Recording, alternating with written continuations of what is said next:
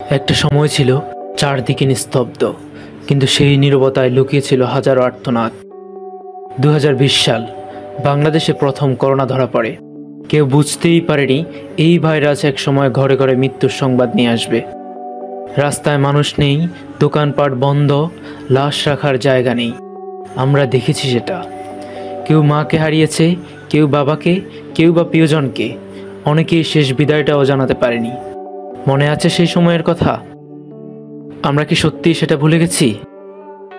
আজকের বাংলাদেশে আবার করোনা ফিরে এসেছে, কিন্তু এবার আর আমরা ভয় পাচ্ছি না, মাস্ক পরছি না, ভিড় এড়িয়ে চলছি না, অসুস্থ হলেও চেক আপ করছি না। মনে হচ্ছে সব ঠিক আছে, কিন্তু সত্যিই কি ঠিক আছে?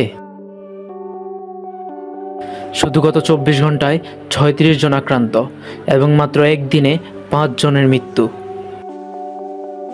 সংক্রমণ আবার বাড়ছে, কিন্তু আমরা সেটা বুঝে উঠতে পারছি না, কারণ এবার করোনা আসছে নিঃশব্দে, ধীরে ধীরে।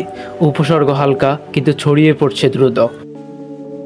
আমাদের অবহেলা এই ভাইরাসকে আরও শক্তিশালী করে তুলতে পারে।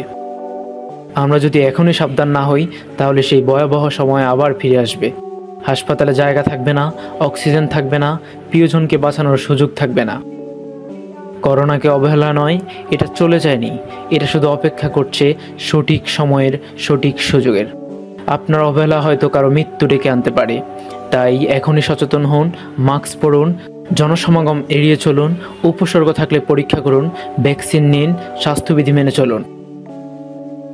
এখনও সময় আছে, সচেতন হন, অন্যকে সচেতন করুন।